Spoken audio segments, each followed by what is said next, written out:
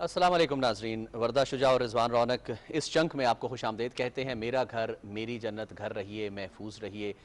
बिल्कुल जनाब, Pakistan television news जो है वो अपनी काविश करता हुआ नज़र आ रहा है। मुसलसल जो है वो ट्रांसमिशन चल रही है और हमारा मकसद यही है कि अवेयरनेस दी जा सके, लोगों को बताया जा सके कि किस तरह से इस मूसी मरज़ से बचा जा सकता है। पेंडेमिक है, पूरे ग्लोब को अपनी लपेट में ले चुका है। लेकिन उसके साथ साथ वर्दा एक और इशू यानी सेहत के और तिब के मसाइल जो हैं वो तो हैं ही हैं, जान के लाले पड़े हुए हैं पूरे ग्लोब को। लेकिन उसके साथ साथ एक और मुश्किल जो सामने आ रही है, दरपेश है पूरे मैं समझता हूँ कि ग्लोब को, वो है मईशत की। माशी मसाइल सर उठाना शुरू हो गए हैं। बड़ी बड़ी ताकतें, बड़ी बड़ी मईशतें, अमरीका, चीन और बहुत सारे, पूरा यूरोप जो है, अगर हम देखते हैं यूरोपियन यूनियन को देखते हैं तो तमाम के तमाम अब एक ही रोना, बल्कि दो रोने रोते नज़र आ रहे हैं। एक ये कि बहुत ज़्यादा फैल रहा है और उसका कोई वैक्सीन, कोई इलाज दरियाफ्त नहीं हो पा रही है और उस तरह से उसको ट्रीट नहीं किया जा रहा है, और दूसरा माशी मसाइल बहुत ज़्यादा सर उठाना शुरू हो गए। And what to talk of the third world countries पे, पर्टिकुलरली पाकिस्तान। बिल्कुल, और हमारे खत्ते में अगर ममालिक का जायजा लिया जाए तो यहाँ पर ऑलरेडी बहुत से मसाइल जी एग्जिस्ट करते थे, जिनमें सबसे बड़ा मसला हमारी इकोनॉमी का था। और हमने देखा कि मौजूदा हुकूमत का ये वादा था कि 2020 जो है वो खुशखबरियों का साल होगा, बेहतरी का साल होगा। मुश्किल फैसले हमने पिछले साल में किए थे और अब ये उम्मीद की जा रही थी कि नए नौकरियों के मौके भी पैदा होंगे, बिजनेस भी फ्लरिश करेगा, बाहर से इन्वेस्टर्स भी यहाँ पर आएंगे। लेकिन ओवरऑल जो हम इस पेंडेमिक की सूरत हाल के बाद सूरत हाल देख रहे हैं वो ये है कि अमरीका में अभी तक लाखों अफराद बेरोजगार हो चुके हैं। पाकिस्तान में भी इसके खतरात मौजूद हैं और इसी खतरे के खदशे के पेश नज़र वज़ीर आज़म मुकम्मल लॉकडाउन की जानिब नहीं गए। उन्होंने कर्फ्यू का फैसला नहीं किया क्योंकि वो इस चीज़ के हवाले से पहले भी आवाम को भी एतमाद में ले चुके हैं। क्योंकि आम आदमी, वो मजदूर, वो दिहाड़ीदार जिसने रोज़ के रोज़ घर से बाहर निकलना है, उसकी हालत जो है वो यकीनन इससे सबसे ज़्यादा मुतासर होने का खदशा है। ओवरऑल जो पाकिस्तान की इकोनॉमी है उसको भी सस्टेन करने के लिए जो है इस तरह के फैसले किए गए हैं। और अभी हम देख रहे हैं कि मरहला वार मुख्तलिफ सेक्टर्स को खोलने का भी ऐलान जो है वो हुकूमत की जानिब से कर दिया गया है। इकोनॉमी पर इस पेंडेमिक के अभी तक के असरात के हवाले से इकोनॉमिस्ट इसको किस तरीके से देखते हैं, हमें इस वक्त टेलीफोन लाइन पर ज्वाइन किया है आमिर दुरानी साहब ने, इकोनॉमिस्ट हैं, उनसे उनकी राय लेंगे। बहुत शुक्रिया आमिर दुरानी साहब आपका। हुकूमत जो इस वक्त पॉलिसीज बना रही है बिलखुसूस इकोनॉमी के हवाले से, एक थिंक टैंक जो है वो भी तश्कील दिया जा रहा है, क्या बताएंगे उसके हवाले से आप हमें? जी अस्सलाम वालेकुम। बहुत शुक्रिया टीवी लेने का। मैं इस वक्त आपको दो चीजों का जल्दी से जवाब देता हूँ। एक तो ये कि ये थिंक टैंक का आइडिया जो ये काफी अरसे से इंसिस्ट किया जा रहा था कि ये एनसीओसी के साथ साथ एक ऐसे इदारे की जरूरत है जो थोड़ा सा बेहतर पॉवर्टी और एम्प्लॉयमेंट और जो बेसिकली आपकी रेमिटेंसेस पे असरात है, जो आपकी ग्रोथ, मुआशी ग्रोथ पे जो असरात है, उसके बारे में एक जगह पे एक कम्प्रहेंसिव हमें लाएमल तैयार करने की जरूरत है। तो ये उसका रिस्पॉन्स है। अच्छा आमिर दुरानी साहब, बिल्कुल आपने दुरुस्त फरमाया। बात हम कर रहे हैं कि दिहाड़ीदार तबका है, जो लोग रोजाना घर से बाहर निकलते हैं, जैसे वर्दा आपने बात की, उनके लिए तो बहुत ज्यादा मुश्किलात हैं। लेकिन उनके लिए रिलीफ पैकेजेस भी जो है वो अनाउंस किए गए हैं। हुकूमत कोशिश कर रही है, मुखैर हजरात कोशिश कर रहे हैं, मुख्तलिफ चैरिटी फाउंडेशन ऑर्गेनाइजेशन काम करती नजर आ रही है। सफेद पोश तबका, एसएमई से रिलेटेड तबका, जो कि दुकानदार है, छोटा रिटेलर है, रिटेल प्राइस शॉप्स हैं उसकी, करियाने की हैं, जो बंद हैं या अगर खुलती भी हैं तो उस तरह से डेफिनेटली लोग नहीं आते, कस्टमर्स नहीं आते, उनके लिए एसएमईज को प्रमोट प्रोजेक्ट करने के लिए किस तरह से काम किया जा सकता है या किया जा रहा है? तो क्या जी, ये तो हमने बहुत इंपॉर्टेंट सवाल किया है और इससे इस वक्त अगर आप देखें तो तकरीबन सारी दुनिया में बहुत से ममालिक के साथ जो है स्ट्रगलिंग। आप अमेरिका से देख लीजिए, आप यूरोप में देख लीजिए, क्योंकि ये आपने जो दिहाड़ीदार तबके के साथ साथ जो आपने स्मॉल बिजनेसेस की है, छोटी बिजनेसेस की बात की है, ये एक हमारी जो मीशत होती है इसका एक बहुत अहम पहिया होता है। इन द सेंस के ये एक दफा अगर गलत हो, अब टूट गए, यानी कि बिखर गए, इनकी एम्प्लॉयज यानी 6 एम्प्लॉयज 10 एम्प्लॉयज वाली जो कोई करियाना स्टोर है, कोई सुपर मार्केट है, कोई छोटी सी फैक्ट्री है, तो इनको दोबारा से जोड़ना और मीशत के पहिए को चलाना बहुत मुश्किल होता है। तो इनको टारगेट करने के लिए इसका सिर्फ अगर आप तखमीना लगाएं तो इस वक्त तकरीबन बहुत से इदाद शुमार है, लेकिन तकरीबन 30 से 40 मिलियन लोग जो हैं इस तरह के कारोबार से मुंसलिक है। तो इन लोगों का टोटल जो वैल्यू एडिशन अगर आप देखें तकरीबन ये 40% इकोनॉमी में वैल्यू एड करते हैं। और ये लोग कहाँ पाए जाते हैं, ये अगर देखा जाए तो काफी लोग एग्रीकल्चर में, कुछ वुड एंड फर्नीचर, कुछ मेटल प्रोडक्ट्स, तो लेकिन इनको टारगेट कैसे करना है, अब ये एक बहुत बड़ा मसला यहाँ आ जाता है। क्योंकि ये वो तबका है जिसकी अगर हम मीडियन वेज अगर आप देखें बाय सेक्टर तकरीबन 15,000 से लेके 45,000 तक। इसमें क्योंकि फाइनेंस का भी कुछ छोटा फाइनेंस, फिनटेक के सेक्टर्स भी आ जाते हैं इसके अंदर, तो इनको टारगेट करना इंतहाई मुश्किल इसलिए हो गया है कि हमारी डेमोक्रेसी में बहुत सारी ऐसी जो बिजनेसेस हैं वो रजिस्टर्ड नहीं है। रजिस्टर्ड से मुराद ये है कि उन्होंने या तो अपने नाम में अकाउंट नहीं खोला हुआ या वो टैक्स नहीं भरना, तो इनको टारगेट करना इंतहाई मुश्किल हो रहा है। अच्छा आमिर दुरानी साहब, ये जो पाकिस्तान को 20 ममालिक की जानिब से इतलात है कि डेट रिलीफ दिया गया है कि वो अपना कर्जा जो है कुछ मुद्दत के बाद अदा कर सकता है, इसके अलावा IMF की जानिब से भी जो है कुछ कर्जा मौसूल हुआ है पाकिस्तान को, जो इस वक्त मौजूदा इकोनॉमी की सूरत हाल है, इसमें इस तरीके के जो इंडिकेटर्स हैं उनके क्या असरात देख रहे हैं आप? देखिए, जो जहां तक कर्जा और उसकी रिलीफ मिलना या ताजा कर्जा मिलना, ये सिर्फ जहां तक आप ये समझिए कि आपको कुछ गुंजाइश मिल जाती है, इसको हम कहते हैं डिफर्ड डेट। डिफर्ड डेट में ये है कि बजाय इसके कि आप अपना जो आपकी आमदन है या जो आपके पास पैसे पड़े हुए हैं सेविंग में, बजाय उनको कर्जा देने पे खर्च करने या कर्ज की अदायगी में खर्च करने के लिए, किस्त की अदायगी में, आप उसको अपने जो फिल फॉर खर्चे होते हैं उनके ऊपर इस्तेमाल कर लेते हैं। तो लेकिन इसमें जरूरत इस बात की देखने की भी कि जब तक आपको कर्जे माफ नहीं कर दिए जाते हतमी तौर पे, उनको डिले करना एक और चीज, माफ ना करें तो वो बोझ कर्जों का आपके ऊपर रहता है।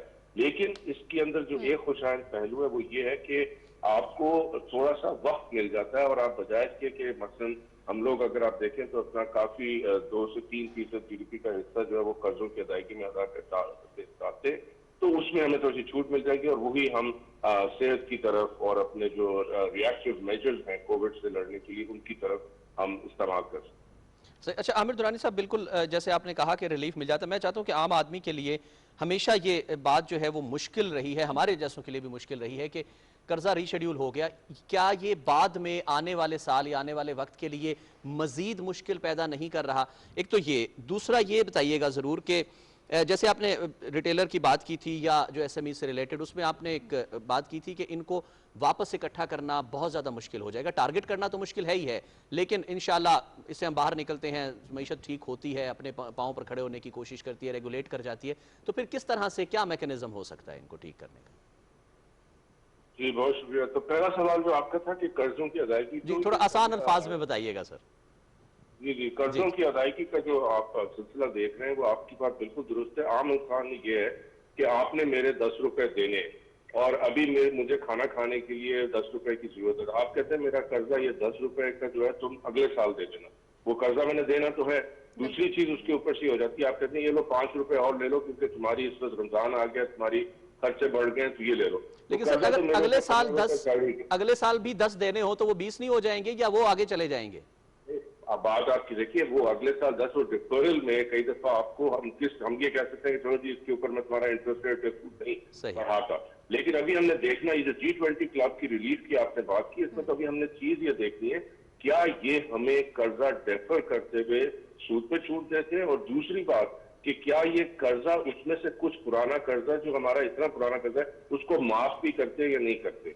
और इसमें एक और जो आखिरी चीज आपको जरूर सोचनी चाहिए कि इसमें से बहुत सा, और ये अच्छी खबर भी हो सकती है, ये बुरी खबर भी हो सकती है, इसमें बहुत सा जो इमीडिएटली यानी कल मुझसे किसी ने मैंने कर्जा वापस करना, उसमें चीन का बहुत बड़ा कर्जा है, तो ये चीन ने हमें काफी हद तक इत्मीनान दिलाया है कि वो इस कर्जे को रीस्केड्यूल भी कर देगा और काफी हद तक इसको आगे भी कर देगा। ये आसान लफ्जों में इस वक्त जो सूरत हाल है मैंने आपको बता दी है। दूसरा आपका सवाल जो था स्मॉल एंटरप्राइजेस के बारे में, ये जरा बहुत जरूरी है समझना कि देखिए स्मॉल एंटरप्राइज किस तरह का होता है कि एक आपने पहिया जोड़ा, एक 4-5 बंदे जमा किए और आपने एक छोटी सी वैल्यू चेन या सप्लाई चेन में आपने दुकान खोल ली, या आपने एक छोटी सी मैकेनिक या वर्कशॉप खोल ली, या आपने एक छोटी सी जिनिंग की जगह लगा दी, या आपने कोई एक छोटा सा कारोबार मंडी में शुरू कर दिया कि उधर से फल खरीदा, एग्रीगेट किया और आके ये किराने वाले को बेच दिया। तो ये जो इस तरह के लोग, प्लस फॉर एग्जांपल जिस तरह की मेरी कंपनी है जिसमें 12 से 15 लोग काम करते हैं जो कि बेसिकली सर्विसेज प्रोवाइड करते हैं, तो हम लोग बड़ी मुश्किल से जमा करते हैं, इनको रोजी पे रखते हैं। इनमें से अगर हम किसी 2 लोगों की भी रोजी ना दें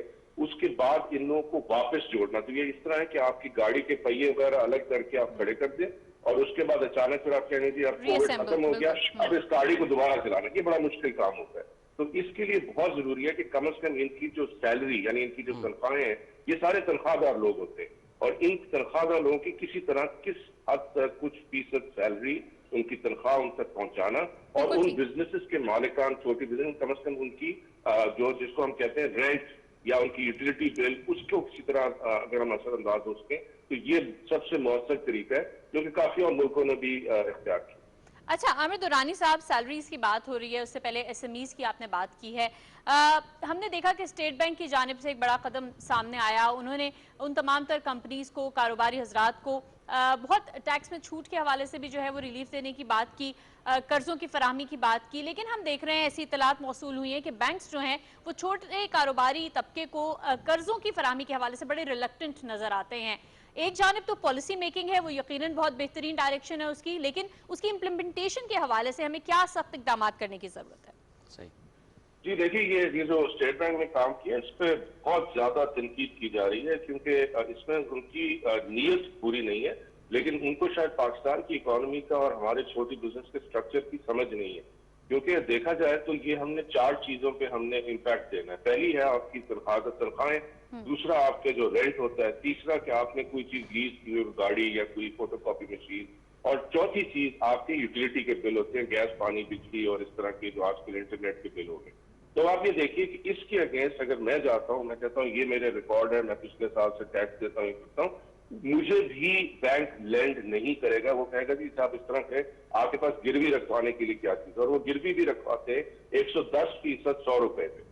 ठीक है जी। तो आप ये कहना बैंकों को उन्होंने सजेस्ट किया है कि अगर बैंक ये इस तरह करे और आप आगे मुझे 4% पे कर्जा दे दें और 1 साल में ले लें तो ये बैंकों के लिए बेहतर होगा, और अगर इसमें कोई डिफॉल्ट कर गया तो स्टेट बैंक कवर दे देगा। इस पे भी क्लैरिटी नहीं है। तो ये सब चीजें बहुत एक किस्म का, मेरे ख्याल में तो एक सतही इक़दाम था, और ये सतही कदम जो इसके अंदर सबने देखा कि उन लोगों ने फायदा उठाया है जो ज्यादातर एक ऑलरेडी इस्टेब्लिश्ड बिजनेस है। बिल्कुल सही। सही। अच्छा आमिर साहब, आपने चेन सप्लाई की भी बात की, मैं जरा ये जानना चाह रहा था कि इंडस्ट्रीज खोल दी, हैवी इंडस्ट्रीज को थोड़ा रिलैक्स किया है, कंस्ट्रक्शन इंडस्ट्री को खास तौर पे बहुत सारे पैकेजेस भी दिए गए हैं जिससे इंशाल्लाह हालात बेहतर होंगे। ज़रा ये शेयर कीजिएगा कि ये जो मौजूदा सूरत हाल चल रही है, डेफिनेटली इसी सारे सिनेरियो में हम बात भी कर रहे हैं, इस वक्त हालात को भी, मईशत को भी देखना है। इन्वेस्टर्स हैं वो किस तरह से, क्या आप समझते हैं कि वो इस तरफ आ जाएंगे, अट्रैक्ट हो जाएंगे? उसके बाद डीलर है, या जिसको आप शॉपकीपर भी कह सकते हैं, होलसेल डीलर भी कह सकते हैं, वो किस हद तक इससे फायदा उठा सकता है? एंड फिर एंड कंज्यूमर, क्या वो जो बायर है वो आएगा, वो खरीदेगा और फिर वही फिर चेन दोबारा से कैसे शुरू करेगा? जी ये बहुत अच्छा सवाल है। आपने कड़ियां सारी जिनको सप्लाई चेन कहते हैं उस तरफ से, तो ये जो होता है, देखिए इस वक्त अगर आपकी गेहूं कट भी जाती है और वो गेहूं की अगर मंडी तक तहसील नहीं होती तो फिर मुश्किल में है। लेकिन सबसे बड़ी बात जो इसकी पिवट है, जो इसका सबसे बड़ा रहबर है, वो है कि मेरी जेब में पैसे कितने हैं इन चीजों को खरीदने के लिए। चाहे ये कोका कोला की बोतल हो, चाहे ये चिप्स का पैकेट हो, चाहे ये एक आटे की बोरी हो, चाहे ये मेरा टेलीफोन या मोबाइल का मैंने रीलोड कराना। तो इन सारी चीजों के लिए सबसे पहले तो मेरे जेब में या आपकी जेब में पैसे होने चाहिए। तो बात वहीं पे आ जाती है कि जब आपका जो आम तनख्वाहदार तबके की जेब में पैसे कम होंगे तो इन सारी चीजों की अगर आप माशी तौर पे इनको खोल भी दें, इस पहिए को चला भी दें, तो वो पहिया थोड़ी देर तक चलेगा जब तक कि उसकी खरीद, क्योंकि जब तक कोई चीज खरीद ही नहीं जाती। अब दोनों खरीदने के 2 तरीके हैं। एक तरीका तो ये है कि जी आप उसकी जो चीज पैदा करते हैं उसको आप बाहर भेज दें। दूसरा तरीका यह है कि आप उसको अंदरूनी तौर पर उसकी खपत करें। जब आप बाहर भी नहीं भेज सकते, आपको पता है एक्सपोर्ट्स की डिमांड भी हमारी काफी गिरती जा रही है, सारी दुनिया में मसला आ रहा है। तो अब अगर अंदर की मार्केट के लिए आपने जेबों में लोगों के पैसे नहीं डाले या उनकी तनख्वाह नहीं करने दिया तो ये बहुत बड़ा मसला बन जाएगा। अच्छा आमिर दुरानी साहब, अभी जब टैक्स कलेक्शन की हम बात करते थे तो हम देखते थे कि जीएसटी जो है वो हम हर आम आदमी जो भी चीज़ खरीदता है उस पर जीएसटी की अदायगी जो है उसके जरिए भी टैक्स नेट जो है वो बढ़ रहा था। आप ये बताइएगा कि आम आदमी को रिलीफ देने के हवाले से जो हुकूमती इकदाम हैं, और बिलखुसूस कल एक हमारे सामने एक सिफारिश जो है वो भी आई कि कंज्यूमर गुड्स पर जो जीएसटी है उसको 17% से कम करके 5% पर ले आया जाए। एक तो इसके असरात क्या होंगे जो मौजूदा हमारी इकोनॉमी की सूरत हाल है इसको देखते हुए, और टैक्स कलेक्शन पर क्या असरात मुरतब करेगा ये फैसला? जी जाती तौर पर देखिए जीएसटी एक मुनासिब हिस्सा में 9% तक वो उसमें कंट्रीब्यूट करता है, और ये चूंकि इकट्ठा भी किया जाता है, प्रोविंशियल लेवल पे किया जाता है, तो इसके ऊपर ऑब्वियसली असरात तो पड़ेंगे। लेकिन इस वक्त बात यह है कि जब लोग खरीद ही कम होगी तो उस पर असर भी कम पड़ेगा। यानी अगर पहले मैं 10 रुपए में से मैं 90 पैसे इस तरह इकट्ठे करता था, तो अब अगर खरीद ही मेरी 5 रुपए की हो रही है, तो मेरा जाती ख्याल है कि इसका असर टैक्स कलेक्शन पे ओवरऑल जो इस कोविड-19 की इस पेंडेमिक की वजह से जो ओवरऑल टैक्स कलेक्शन आपकी कम हो रही है, वो ज्यादा बड़ा असर है बनिस्बत जीएसटी के। पहली बात ये है।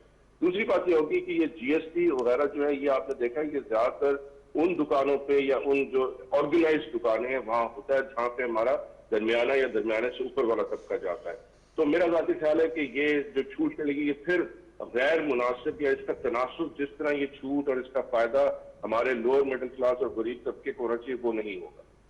बिल्कुल ठीक। आमिर दुरानी साहब, बहुत शुक्रिया आपका। और इकोनॉमी की ओवरऑल सूरत हाल के हवाले से बात कर रहे थे। एक जानिब तो हुकूमती इकदाम है रिजवान, पॉलिसी मेकिंग है, यकीनन उसकी सिमत बहुत अच्छी है, नीयत बहुत अच्छी है, लेकिन ग्राउंड लेवल्स पर अगर हम देखें तो उसका इम्प्लीमेंटेशन को भी यकीनी बनाना बहुत अहम है। जैसे कि हमने बैंक्स की बात की है, बहुत सी चीज़ों पर आमिर दुरानी साहब ने भी रोशनी ज़रूर डाली है, लेकिन इसमें हमें देखना होगा कि फ़ायदा कौन उठा रहा है और असल में जिनको फ़ायदा मिलना चाहिए क्या उनकी उस तक रसाई हो भी रही है या नहीं। जी बिल्कुल ऐसा ही है। मईशत बहरहाल वरदा चूंकि आम आदमी की समझ में ना आने वाली चीज़ होती है, ये कभी ठीक हो भी जाए तो होता है हर इंसान, जी जी बराह रास्त मुतासर होता है, ठीक हो भी जाए तो ठीक नहीं होती है। लेकिन एक और चीज़ जो ठीक नहीं हो रही है वो अब दोबारा से हम चुके नाज़रीन, हमारी कोशिश होती है इस ट्रांसमिशन में तमाम के तमाम पहलू जो है वो आपके सामने रखे जाए, मुख्तलिफ एस्पेक्ट्स जो कि डिस्टर्ब हो रहे हैं, डैमेज हो रहे हैं इस कोरोना वायरस को लेकर, इस पैंडेमिक को लेकर। उसमें हमने मईशत की बात की। मईशत डेफिनेटली इस वक्त पूरी दुनिया की जो है वो बहुत ज़्यादा मुतासिर हो रही है, लेकिन उससे भी बढ़कर जो है वो यही है कि इंसानी जान, इंसानी सेहत और ये जो बीमारी है, ये जो मरज़ है पेंडेमिक कोरोना वायरस के हवाले से, कोविड-19 के हवाले से, उसको किस तरह से डील किया जा सकता है, कैसे इसको देखा जा सकता है, इन तमाम इशूज़ पर बात करने के लिए इस वक्त इस चंक में हमें ज्वाइन किया है डॉक्टर मुख्तार साहब ने। आप माहिर मुतअद्दी अमराज हैं, इन्फेक्शस डिजीज़ के माहिर हैं, वायरोलॉजिस्ट हैं। अस्सलाम वालेकुम डॉक्टर साहब। वालेकुम sir, most wanted, most discussed and अगर कहा जाए लुक्ड फॉर वायरोलॉजिस्ट ही आजकल रहे हैं कि जी वैक्सीन कब से बन रही है, कैसे बनेगी, किस तरह बनेगी। जर्मनी ने कहा है बन गई है, बरतानिया में दावा किया गया है कि बन गई है, चीन इस तहकीक में बहुत आगे चला गया है। जी बिल्कुल, तजर्बात ह्यूमन उस पर बॉडी पर भी जो है वो एनाटॉमी पर भी शुरू हो गए हैं। उसके बावजूद सितंबर, अक्टूबर, नवंबर का टाइम दिया जा रहा है कि जी उस वक्त तक ये मार्केट में अवेलेबल होगी। जरा सबसे पहले बाकी चीज़ों पे हम डिस्कस करेंगे, लेकिन सबसे पहले ये जरा जरूर बताइएगा कि क्यों इतना लंबा प्रोसीजर है, क्या इसमें कॉम्प्लिकेशंस होती हैं? बिस्मिल्लाहिर्रहमानिर्रहीम। सबसे पहले आपकी मैं इजाजत चाहूंगा कि मैं सब आपको और जितने भी आपके नाजरीन हैं उनकी खिदमत में रमजान की मुबारकबाद पेश जी जी आपको भी मुबारक हो सर, आपको भी मुबारक हो। बहुत मेहरबानी जी। मैं देख रहा था अभी मोहतरमा थोड़ी देर पहले डिस्कस कर रही थी कि हम तो बहुत अपबीट थे कि 2020 जो है ना बहुत ही ज्यादा एक जिसे कहते हैं कि दुनिया में साइंस, टेक्नोलॉजी, सारी की सारी चीजें इतनी फास्ट मूव कर रही थी कि दिस वाज रियली अमेजिंग। हम एक्सपेक्ट कर रहे थे कि विद इन ए ईयर हम इतनी तरक्की करेंगे कि जितनी 10 साल पहले हमने या 20 साल पहले नहीं की। तो आपने बात की कि वायरोलॉजिस्ट, इट्स अनफॉर्चुनेट, काश ये वायरस ना आता तो वायरोलॉजिस्ट खामोश ही रहते, जो वही काम चल रहा था उसी के साथ साथ चलता रहता। लेकिन one thing I want to tell you कि ये वैक्सीन का बनना हो या कोई और काम हो, इसके लिए इंटीग्रेटेड एफर्ट होती है। हर आदमी को साथ बैठना होता है कि हम ये वैक्सीन का अमल है या जो भी है इसको कैसे आगे लेके आए। इसके लिए वर्ल्ड हेल्थ ऑर्गेनाइजेशन ने कल ही एक प्रोग्राम शुरू किया है जिसका नाम है एक्सेस टू कोविड-19 टूल्स। दुनिया में जहां जहां भी वैक्सीन बन रही है, कोई दवाई बन रही है, उस पर काम किया जाए। अब आपने मेरे से सवाल पूछा कि ये वैक्सीन इतना लेंथी प्रोसेस क्यों होता है। इसको अगर देखा जाए कोई भी मैं आपको एबोला की वैक्सीन की बात पोस्ट मैन्युफैक्चरिंग भी मार्केट्स तक आने के तक इतना लंबा प्रोसीजर, क्या कॉम्प्लिकेशंस होती हैं? अगर आप मुझे इजाजत मैं आपको 1 मिनट में ब्रीफ कर दूं और उसके बाद जो है ना देखें, अगर वैक्सीन बन भी जाए पोस्ट मैन्युफैक्चरिंग भी बहुत ज्यादा इश्यूज रहते हैं। तो ये जो वैक्सीन के बनने का अमल है, सबसे पहले तो देखा जाता है कि कौन सी जो है ना जो फॉरेन बॉडी या एंटीजन जिसे हम कहते हैं बहुत अच्छा इम्यून रिस्पांस देती है। अब इसमें क्योंकि मैं वायरोलॉजिस्ट हूं और मुझे थोड़े से अभी भी डाउट्स हैं कि सारी की सारी दुनिया जो है ना इस वायरस की स्पाइक प्रोटीन के अगेंस्ट वैक्सीन बना रही है। मेरे ख्याल में पाकिस्तान के लिए या जो दूसरे डेवलपिंग कंट्रीज है कि वायरस की स्पाइक ही नहीं है, बहुत ज्यादा और भी प्रोटीन है, उन पे हमें तवज्जो देनी होगी। तो इसके लिए ये होता है कि पहले होती है प्री क्लिनिकल स्टडीज और दूसरी होती है clinical studies. Pre clinical studies में ये होता है कि हमने देखनी है कौन सी एंटीजन अच्छी वैक्सीन साबित होगी, उसके बाद हम इसके तजर्बात लैब में करते हैं, इसके बाद जानवरों पर किए जाते हैं। जब जानवरों पर सेफ्टी, इम्यूनोजेनेसिटी के ये वैक्सीन जो है ना, और जो सबसे बड़ा मसला है कि जानवरों पर जब हम तजर्बात कर रहे होते हैं तो हमें बायोसेफ्टी लेवल 3+ की लेबोरेटरी चाहिए, जो कि एक बहुत बड़ा मसला है। ये लोग इस पर रिसर्च अभी कर रहे हैं जो प्री क्लिनिकल फेज में है। लेकिन खुशी की बात यह है कि कुछ वैक्सीन प्री क्लिनिकल फेज से निकलकर क्लिनिकल फेज में आ गई हैं। वो होती है फेज 1, 2, 3। अब होता यह है कि अगर एक आम दवा बन रही है तो उसमें फेज 1 में वो दवाई हेल्थी इंसानों को दे दी जाती है और उसमें देखा जाता है कि इसके कितने, यानी ये कितनी हमने दवाई देनी है, कितने टॉक्सिक इफेक्ट हैं। लेकिन वैक्सीन जब बन रही होती है तो फेज 1, 2, 3 इसमें हम ये हेल्थी वॉलंटियर्स को ही देते हैं। उसका ये होता है कि पहले फेज 1 में थोड़े लोगों को देंगे, फेज 2 में ज्यादा लोगों को देंगे, फेज 3 में बहुत लोगों को दे देते हैं और उसके बाद देखते हैं कि ये इन्फेक्शन से कैसे इंसान को बचा रही है। इसके साथ साथ मैंने आर्ज किया कि वैक्सीन में यही नहीं कि फेज 3 पर खत्म हो जाता है। आपने जैसे मेरे से पूछा कि पोस्ट मैन्युफैक्चरिंग, तो कंटिन्यूअसली वो जो कंपनियां वैक्सीन बना रही हैं फेज 4 में उनको देखा जाता है कि कहीं वैक्सीन के बनाने में थोड़ी सी गलती हो गई तो बहुत बड़े प्रॉब्लम हो जाते हैं। डेंगू की वैक्सीन, डेंग वैक्सीन, बहुत बड़ा एक डिजास्टर हुआ है कि वैक्सीन पास हो गई, सारे के सारे बहुत अच्छी कंपनी ने बनाई और बाद में पता चला तो उसके तो साइड इफेक्ट भी है, जो कि प्रॉब्लमेटिक सिचुएशन है। इसलिए मेरे ख्याल में हम सब we should be very careful, scientist भी और हमारे जो लोग एक्सपेक्ट कर रहे हैं कि वैक्सीन आए, अल्लाह करे बहुत जल्दी वैक्सीन बन जाए, सेफ वैक्सीन बने और हम इस पेंडेमिक से जितना भी जल्दी हो छुटकारा पा सकें। अच्छा डॉक्टर साहब, इस पेंडेमिक के हवाले से हम बात कर रहे हैं, पूरी दुनिया जो है इसकी लपेट में आई हुई है, इस पर सियासत भी हो रही है। कहीं कहा जा रहा है ये किसी मुल्क की लैब में तैयार हुआ है, कई जगहों पर साइंसदान कह रहे हैं ये कुदरती तौर पर वायरस जो है इमर्ज हुआ है, एक अनसीन दुश्मन है। और ये भी WHO कह रहा है ये बार बार भी रुख कर सकता है दुनिया का, लोगों को मुतासर कर सकता है। इंसान जो कि चांद पर पहुंच गया, नई जो है वो गैलेक्सीज दरियाफ्त कर रहा है, लेकिन एक छोटे से वायरस ने जो है वो पूरी दुनिया के जो हेल्थ सिस्टम है उसको हिलाकर रख दिया है। क्या समझते हैं मेडिकल साइंस में एडवांसमेंट के हवाले से जो पोस्ट हम इस पेंडेमिक की सूरत हाल में, क्या हम समझते हैं कि हर चीज जो है मुकम्मल तौर पर तब्दील हो जाएगी? जो मेडिकल में बहुत ज्यादा महारत रखते थे, बड़े नाम रखते थे, वो तमाम तरीकेकार जो है वो फेल होता हुआ वो सिस्टम जो है आप देख रहे हैं? जी बिल्कुल, आपने ये जो आखिर में बात की कि तमाम सिस्टम जो है ना फेल हो चुका है। मैंने यूएस गवर्नमेंट के साथ centre for human virology and bio defence में काम किया है और ये आप अक्सर देखते हैं एंथोनी फाउची जो कि national institute of allergy and infectious disease को हेड कर रहे हैं और प्रेसिडेंट ट्रंप के एडवाइजर भी हैं। तो मैं इसी इंस्टीट्यूट का अवॉर्डी हूँ, तो I work on several viral projects in that way. तो आज मैं ये करूं कि मेरी डेली दुनिया में जितने भी अच्छे वायरोलॉजिस्ट हैं उनसे डिस्कशन होती रहती है।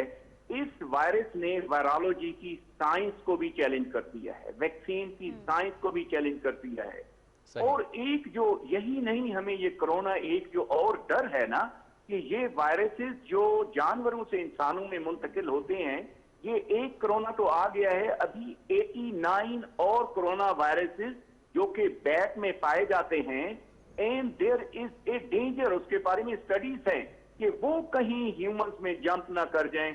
आई थिंक साइंटिस्ट, गवर्नमेंट्स को चाहिए कि वो ज्यादा से ज्यादा साइंस में फंडिंग दें। World Health Organization should be active. Center for Disease Control जो कि यूएसए का सेटअप है, जिन्होंने बहुत कंट्रोल किया है, वो फेल हो गया है। वो तो देखते रहते हैं कि अगले 6 महीने में कौन सी इन्फेक्शन आने वाली है, तो उनको भी they have totally failed. This corona virus has caught us in a very very bad way. The whole science is failed. तो इसलिए बेहतर यही है कि I think in Pakistan we are doing much better than other countries. सही। Social distancing, gradual ये lockdown control, तो मेरे ख्याल में आई थिंक कि ये गवर्नमेंट का काम नहीं, हर आदमी को भी इस पे अमल करना चाहिए, और ताकि हम इस वबा से सेल थ्रू दिस। अच्छा डॉक्टर साहब, जरा दूर दराज इलाकों में हमारे नाजरीन जो इस प्रोग्राम को देख रहे हैं, थोड़ा सा आसान नहीं सहूलत के साथ बताइए, क्योंकि जैसे इकोनॉमिक टर्म समझ में नहीं आती, उसी तरह मेडिकल टर्मिनोलॉजी भी जो है वो आम आदमी की समझ से ऊपर से गुजर जाती है। एक बैक्टीरियल डिजीज़ होती है, एक वायरल डिजीज़ होती है। वायरल डिजीज़, बच्चे को बुखार हुआ, लेकर डॉक्टर के पास गए, उसने पैनाडोल दे दी, कोई एंटीबायोटिक्स नहीं है, कोई कुछ नहीं दी, और कहा कि ये वायरल है, खुद ब खुद ख़त्म हो जाएगा। तो ये भी चूंकि एक वायरल अगर डिजीज़ है, तो एक थ्योरी ये चल रही है कि ये 8-10 महीने, 6 महीने, 8 महीने, 10 साल, 12-14 महीनों में खुद ब खुद ख़त्म हो जाएगा। उसके बाद जैसे स्पेनिश फ्लू जो आजकल हमें फ्लू होता है, ये वही स्पेनिश फ्लू है जिसने 1 करोड़ आदमियों को जो है वो सफ़े हस्ती से मिटा दिया था in the early 20th century. तो क्या ऐसा ही एंड होना है इसका, या बाकायदा जैसे ओके जी मुझे मेरा गला खराब था, मैंने एंटीबायोटिक लिया, आई फेल्ट बेटर? देखिए जी, जिसे कहते हैं कि आपने जो एक बात की कि ये खुद ब खुद खत्म हो जाएगा, मैं ये अर्ज करूंगा कि हमारी एक टर्म है कि आपके मुंह में घी शक्कर, अल्लाह करे ये ऐसे ही खत्म हो जाए, but it doesn't look like ये virus, this is horrible the way it has travel across the world, और इसमें बहुत मिनिमल चेंजेस आई हैं। ये बहुत स्टेबल वायरस है, और ये HIV के वायरस से 3 गुना बड़ा है बदकिस्मती से। इसकी जो मेगा स्ट्रक्चर है बेसिकली इसको स्टेबिलिटी प्रोवाइड कर रही है। इंशाल्लाह साइंटिस्ट इसमें लगे हुए हैं, we are looking at all direction, जिसे कहते हैं कनेक्टिंग द डॉट, और ये WHO एंड एवरी इंस्टीट्यूशन। लेकिन एक मैं आपको अर्ज करना चाहूंगा, बदकिस्मती ये है कि डिसयूनिटी भी शुरू हो गई है। जैसे अमेरिकन गवर्नमेंट ने WHO पे शक करना शुरू कर दिया है, फिर ये है कि वो कह रही हैं, आपने भी बात की कि किसी ने बनाया है। So I think this is the time, my advice to the whole world is कि we should just nothing। हमारा टारगेट ये है कि हमने इस वायरस की अच्छी वैक्सीन बनानी है। देखिए जो मेडिसिन बनेगी ना एंटीवायरल, उससे टाइम बीइंग इफेक्ट होगा। वैक्सीन ये है कि it will prevent forever. So let's pray कि we be able to prevent this infection forever. That should be our target. That should be। Ramzan का महीना है, हमारी दुआएं होनी चाहिए। वैसे भी रमजान के महीने में ब्लेसिंग होती है और इंसान की इम्यूनिटी भी अच्छी हो जाती है। जी, मैं कल आपको सुन रही थी, आप एक जगह फरमा रहे थे कि इम्यूनिटी बूस्ट पे होता है रोजे की वजह से। अच्छा डॉक्टर साहब, मैं आपसे एक और सवाल जो करना चाहूंगी पेट्स के हवाले से, जो घरों में पालतू जानवर होते हैं, हम सब जानते हैं कि ये वायरस जो है ये जानवरों से इंसानों में मुंतकिल हुआ है। अभी तक की स्टडीज के हवाले से जो घरों में लोगों ने कुत्ते पाले होते हैं, बिल्लियां पाली होती हैं, ये अगर घरों से बाहर जाती हैं तो कितने चांसेस हैं कि ये भी बाहर से कैच करके वायरस घर के अंदर लाकर लोगों को इन्फेक्ट कर सकते हैं? इसमें जो स्टडीज हैं मिनिमल चांसेस हैं, वेरी फ्यू रिपोर्ट्स एग्जिस्ट करती हैं कि ह्यूमन टू एनिमल ट्रांसमिशन इसका, जैसे कैट की आपने बात की, कैट में हुआ है, डॉग स्पेसिफिकली जो बड़े बड़े बालों वाले कुत्ते होते हैं उनमें हुआ है, बट नॉट टू मच, इतना ज्यादा नहीं है। तो I think we should not be worried too much about that aspect जो है ना। लेकिन फिर भी जो है ना, अगर आपने पेट्स रखे हुए हैं, जस्ट कंट्रोल देयर, उनको भी सोशल डिस्टेंसिंग करा दें थोड़ी सी जो है ना, because it's advisable. I mean एक भी इंसिडेंट हुआ तो इंसिडेंट हो गया जो है। अच्छा डॉक्टर साहब, एक कॉलम पढ़ रहा था मैं, if I am not wrong, किसी वॉशिंगटन पोस्ट का था या शायद हिंदुस्तान टाइम्स का था। उसमें यह था कि वायरल डिजीजेज खुद ब खुद ख़त्म हो जाती हैं। मैंने आपसे पहले भी पूछा, आपने कहा कि आपके मुंह में घी शक्कर, तो किस तरह से इसकी वैक्सीन आ गई है, उसके बाद क्या हम ये इम्कान कर, यानी ये ख्वाहिश कर सकते हैं, उम्मीद रख सकते हैं कि ये बिल्कुल ख़त्म हो जाएगा? देखिए जी, इसकी एक बेहतरीन एग्जांपल तो आपने वुहान में देख ली। वुहान में आजकल ये इन्फेक्शन इतनी नहीं है जितनी चल रही। वो तो सोशल डिस्टेंसिंग की वजह से पॉसिबल हुआ है ना, उनका डिसिप्लिन था, एक सेल्फ डिसिप्लिन, सोशल डिसिप्लिन, उसकी वजह से शायद खत्म हुआ है। That was one part। ये आपकी बिल्कुल जो आप पढ़ रहे थे column, that's a good information। That was one part। Basically ये होता है कि ये इन्फेक्शन हर इंसान को हॉस्पिटल में नहीं लेके जाती। Almost 4 to 5% of the people वो हॉस्पिटल में एंड अप होते हैं। बाकी जितने भी हैं मे भी मैं जो है ना सेहतमंद हो चुका हूं, आप इस वायरस से लड़के जो है ना ऑलरेडी इन्फेक्शन हुई, हम सेहतमंद हो चुके हूं। तो इसके लिए एक जो टेक्निक है सीरोलॉजिकल टेस्टिंग या इम्यूनोलॉजिकल टेस्टिंग, क्योंकि हम जो पीसीआर टेस्ट कर रही हैं ये उस वक्त कारआमद होता है जब वायरस बहुत तेजी से इंसान में बढ़ रहा हो, लेकिन एक आदमी खुद ब खुद उसको वायरस लगा, उससे सेहतयाब होकर घर बैठ गया है, तो उसके लिए इम्यूनोलॉजिकल टेस्टिंग होती है। और मुझे उम्मीद है कि हमारी हुकूमत डेफिनेटली उस पर काम कर रही होगी, क्योंकि there is a very talented people working on this one. तो बहुत जल्द हम ये भी खुशखबरी सुनेंगे कि कराची में जो है ना 80% लोग जो है ना ऑलरेडी इससे इम्यून हो चुके हैं। ऑटो इम्यूनाइजेशन होती है, जो कि वैक्सीन भी यही होती है ना, वैक्सीन में वायरस को डेड करके या उसको वीक करके इंसान में एक बीमारी की शक्ल पैदा की जाती है, जिससे हमारे जिस्म में कुव्वत मुदाफियत पैदा हो जाती है। अच्छा डॉक्टर साहब, आखिर में ये जरूर बताइएगा क्या फोर्सी आप कर रहे हैं, क्योंकि आइंदा आने वाले कुछ हफ्तों को जो है वो बहुत ज़्यादा क्रिटिकल समझा जा रहा है, सूरत हाल मजीद ख़राब भी हो सकती है अगर एहतियात ना की गई। तो लोगों के लिए, आम देखने वालों के लिए, क्योंकि मुल्क के तूलो अर्ज़ में पीटीवी न्यूज़ देखा जाता है, क्या कहेंगे, क्या एहतियात करें? हमने देखा कि लोग बड़े रिलैक्स हो गए हैं, लोगों ने घरों से बाहर आना शुरू कर दिया है, सड़कों पर रश नजर आने लग गया है, क्या कहेंगे उनको इस हवाले से? देखिए, खुदा के वास्ते रिलैक्स ना हो। ये वायरल इन्फेक्शन है एंड इट मल्टीप्लाई लॉगरिथमिकली, 2 से 4 और 4 से 16 और इस तरीके से ये जाता है। अभी पाकिस्तान में हमारे, मेरे ख्याल में हमने जो मेयर ली है उससे we have been able to control in a significant way.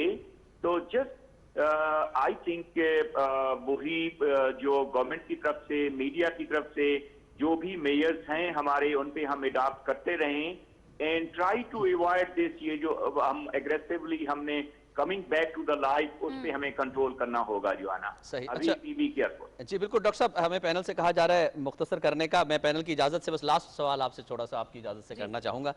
Immunity boost आपके हवाले से बहुत सारे डॉक्टर से हमारी बातचीत हो रही है, लेकिन मैं चाहूँगा कि ये जो खास कोविड-19 है, इसके हवाले से अगर एक वायरोलॉजिस्ट के मुंह से कि किस तरह से इम्यूनिटी बूस्ट अप की जा सकती है, वो ज़रा हमें पता चल जाए तो बेहतर होगा। और साथ ही ज़रा ये कि वल्नरेबल या इजी टारगेट कौन से होंगे इस कोविड-19 के?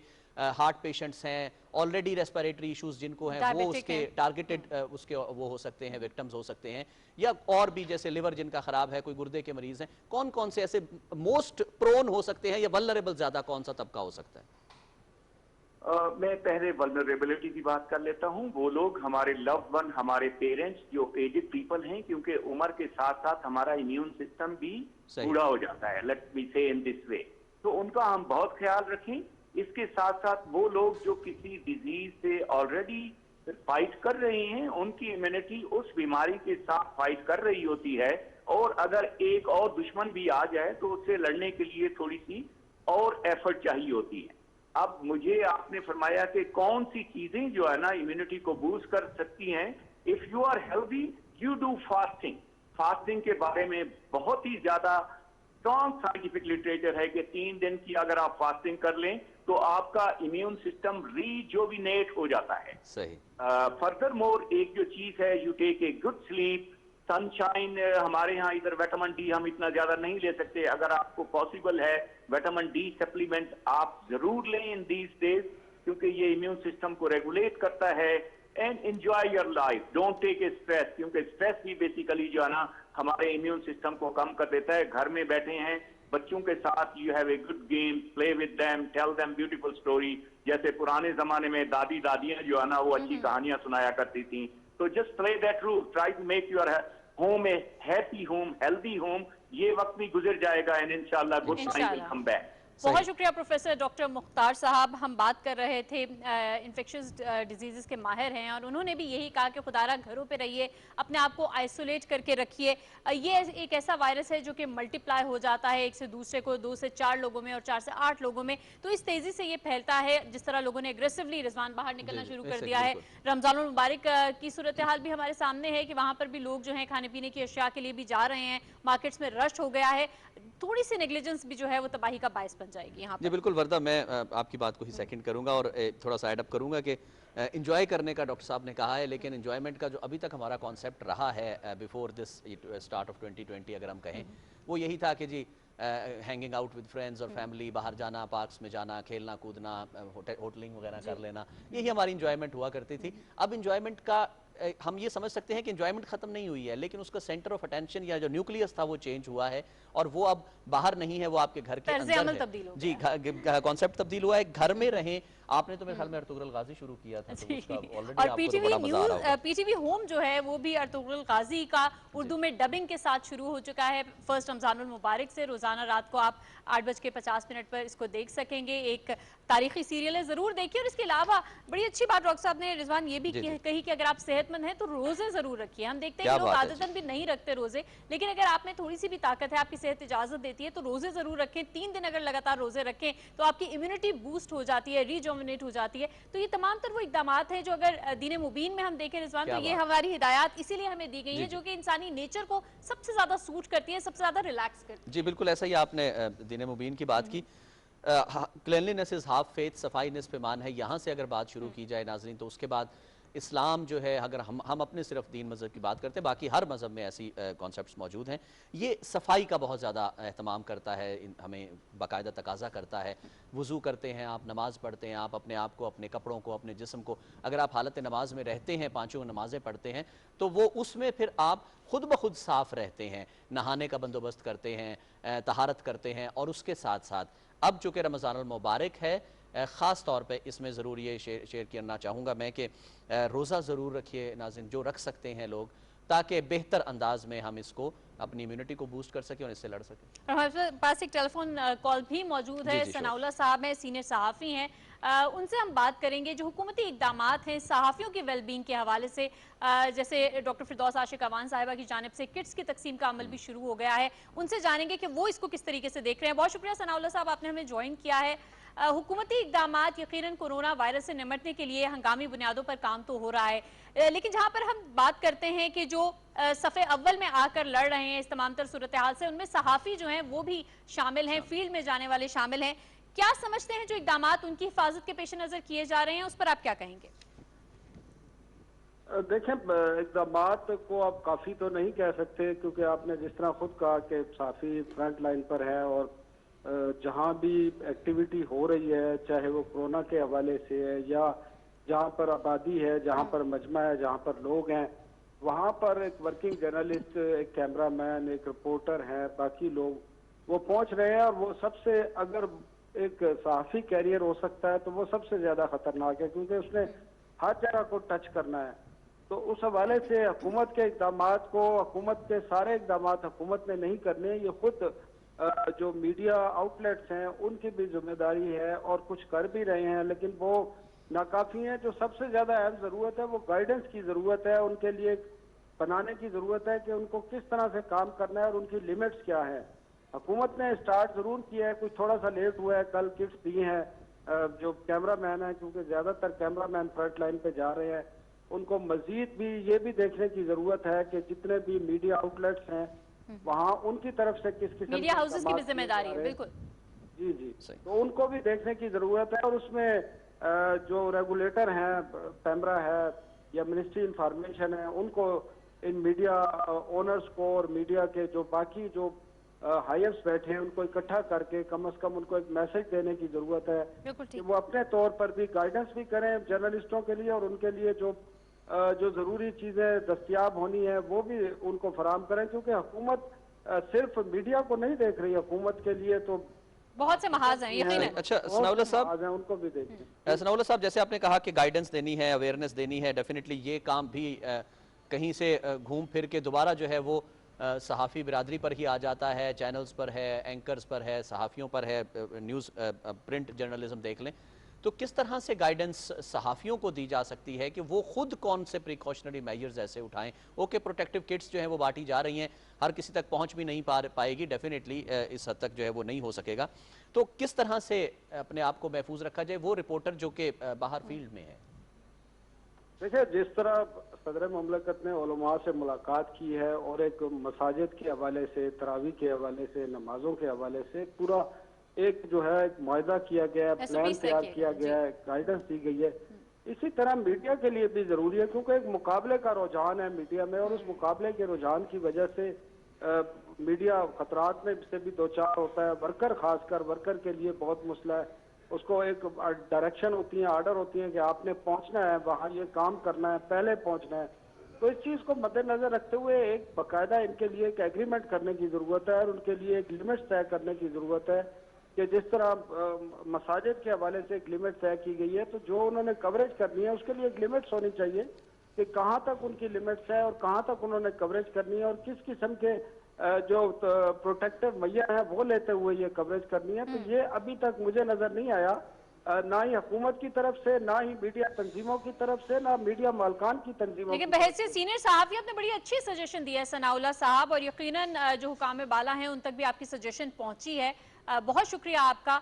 और नाज़रीन, SOPs के हवाले से बड़ी अच्छी सजेशन सामने आई है कि जिस तरीके से उलमाए कराम के साथ हुकूमत बैठी है, उन्होंने सजेशंस दी हैं, एक लाहे अमल, एक हिकमत अमली तैयार की गई है। इसी तरीके से मीडिया के लिए भी ऐसा होना चाहिए, मीडिया हाउसेस को उसका पाबंद होना चाहिए कि वो अपने जो वर्कर्स हैं उनको मुकम्मल तौर पर इक्विप्ड करके ही सब फील्ड में आने दें, वरना जो है उनके जरिए जो है इस वायरस के फैलने का बहुत सा खतरा रिजवान मौजूद जी है। बिल्कुल, खतरा मौजूद है, और उस खतरे को फिलहाल हम सिर्फ इसी तरह से रोक सकते हैं जब तक इसका कोई प्रॉपर इलाज नहीं आता कि सोशल डिस्टेंसिंग की जाए, फिजिकल डिस्टेंसिंग की जाए, अपने आप को महदूद रखा जाए, महफूज रखा जाए। यही हमारी इस ट्रांसमिशन का मकसद था। नाज़रीन, आप हमारे साथ रहे, आपका बहुत शुक्रिया। वर्दा शुजा और रिजवान रौनक फिलहाल आपसे इजाज़त चाहते हैं, एक मुख्तसर ब्रेक है, उसके बाद आपसे खबरनामा शेयर किया जाए।